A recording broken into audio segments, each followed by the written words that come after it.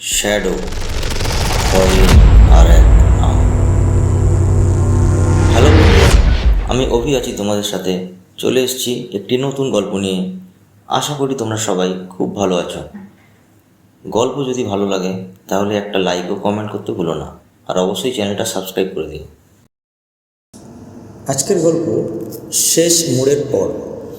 শীতের এক সন্ধ্যা, কলকাতা থেকে চার বন্ধু রুদ্র, অনিক, তৃষা আর মেঘলা রওনা দিল উত্তরবঙ্গের পাহাড়ি এক ছোট্ট গ্রামে, নাম চিলনি। শহরের কোলাহল থেকে দূরে নিস্তব্ধ প্রকৃতির মাঝে কয়েকটা দিন কাটানোর পরিকল্পনা ছিল তাদের। রুদ্রের কাকা সেখানে একটা পুরনো বাংলো কিনেছেন, যেটা নাকি একসময় ব্রিটিশদের শিকার বাড়ি ছিল। তারা ঠিক করেছিল রাতের মধ্যেই পৌঁছে যাবে, কিন্তু ভাগ্য যেন অন্য কিছু ভেবেছিল। হঠাৎ গুগল ম্যাপ কাজ করা বন্ধ করে দেয়।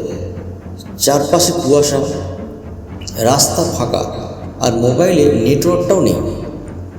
একসময় তারা পৌঁছায় এক অজানা মোড়ে, যেখানে একটা সাইনবোর্ডে লেখা ছিল শেষ মোড়। তারা জানতো না এই রোড ট্রিপটা তাদের জীবনের সবচেয়ে ভয়ঙ্কর অভিজ্ঞতা হতে চলেছে। গাড়ির হেডলাইট ছাড়া চারপাশে কিছুই দেখা যাচ্ছে না। রুদ্র ড্রাইভ করছে, অনেক পাশে, পিছনের সিটে তৃষা আর মেঘলা। হঠাৎ গাড়ির সামনে একটা ছায়ামূর্তি দেখা গেল। রুদ্র জোরে ব্রেক করল। সবাই হঠাৎ করে চিৎকার করে উঠল, কিন্তু সামনে কিছুই নেই। তারা পৌঁছায় এক পুরনো বাংলোর সামনে। জানালায় হালকা আলো জ্বলছে। দরজায় টোকা দিতেই সেটা নিজে নিজেই খুলে যায়। ভেতরে ঢুকে তারা বুঝতে পারে এই বাড়িটা বহুদিন ধরে পরিত্যক্ত। দেয়ালে ঝুলছে বিবর্ণ ছবি, বাতাসে পচা ফুলের গন্ধ। রাতের বেলায় তারা শুনতে পায় করিডোরে কারোর হাঁটার শব্দ, লণ্ঠনের আলো, আর নিচ থেকে ভেসে আসে এক অদ্ভুত কণ্ঠস্বর। তোমরা এসেছো, অনেক দেরি করে ফিরেছো। তারা বাংলোর ঘরগুলো ঘুরে দেখতে শুরু করে। একটা ঘরে তারা দেখতে পায় ধুলো জমা বুক শেলফ আর একটা পুরনো ডায়েরি। সেখানে একটা তারিখ লেখা ছিল 1892, 17 ডিসেম্বর। সেখানে আরও লেখা রয়েছে, আজ রাতে আবার সেই মেয়েটিকে দেখলাম। সে জানালার পাশে দাঁড়িয়েছিল, চোখে রক্তের মতো লাল আভা। আমি জানি সে এখানেই আছে। বাংলোটা অভিশপ্ত। ডায়েরিতে আরও লেখা আছে, মেম সাহেবের মেয়ে এলিজা এই বাংলোতেই আত্মহত্যা করেছিল।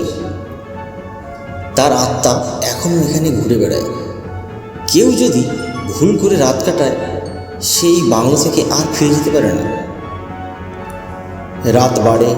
তৃষা আর মেঘলা দেখতে পায় করিডোরে একটা ছায়া ধীরে ধীরে সিঁড়ি বেয়ে নিচে নামছে। তারা দরজা খুলে বাইরে তাকায়, কিন্তু কেউ কোথাও নেই। শুধু করিডোরের শেষ মাথায় একটা ছায়া দেখতে পায়। তারা নিচতলায় একটা ঘরে পায় একটা পুরানো পিয়ানো, আর তার সামনে বসে আছে সেই ছায়া। পিছন দিক থেকে দেখা যাচ্ছে ছায়াটাকে, মাথা নিচু। ছায়াটা ধীরে ধীরে ঘুরে তাকায়।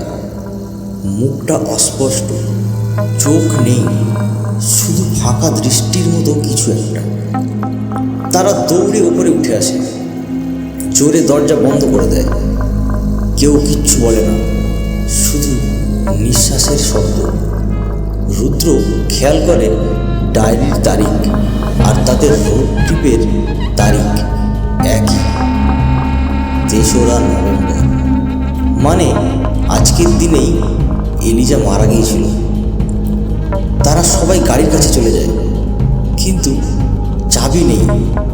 গাড়ির দরজা খোলা। বাংলোর দিক থেকে আবার সেই কণ্ঠস্বর ভেসে আসে, এবার তো এসেছো, এবার আর ফেরা নেই। তারা মূল ঘরে বসে থাকে। বাতি কমিয়ে রাখে। হঠাৎ একটা পুরনো পকেট ঘড়ি থেকে শব্দ আসে, অথচ ঘড়িটা বন্ধ, কাঁটা থেমে আছে। 3:17 বাজে ঘড়িটাতে।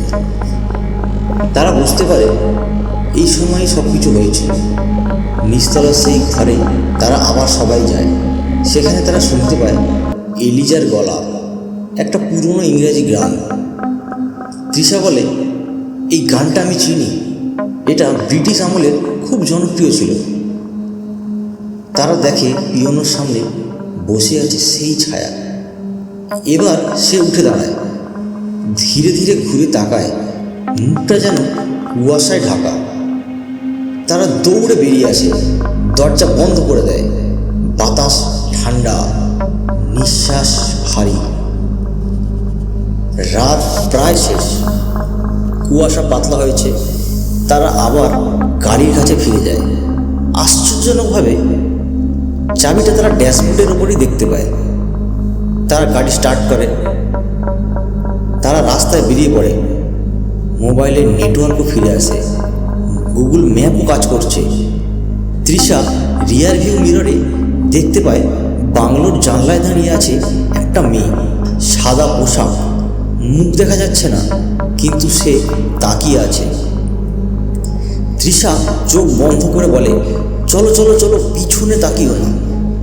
তারা শহরে ফিরে আসে, কিন্তু সেই রাতের স্মৃতি, সেই ছায়া, সেই গান, সব যেন এখনও তাদের মাথার ভেতর বাজছে। রুদ্র বাড়ি ফিরে এসে নিজের ব্যাগ খুলে দেখে ব্যাগের ভেতর একটা ছোট্ট পকেট ঘড়ি। ঘড়ির কাঁটা থেমে আছে 3:17। আজকের গল্প কেমন লাগলো কমেন্ট করে জানাতে ভুলো না। তোমাদের কাছেও যদি কোনো ঘটনা থাকে লিঙ্কে দেওয়া ফেসবুকে মেসেজ করে পাঠাও। তাহলে কথা হচ্ছে পরের এপিসোডে। আর অবশ্যই চ্যানেলটা সাবস্ক্রাইব করতে কিন্তু ভুলো না।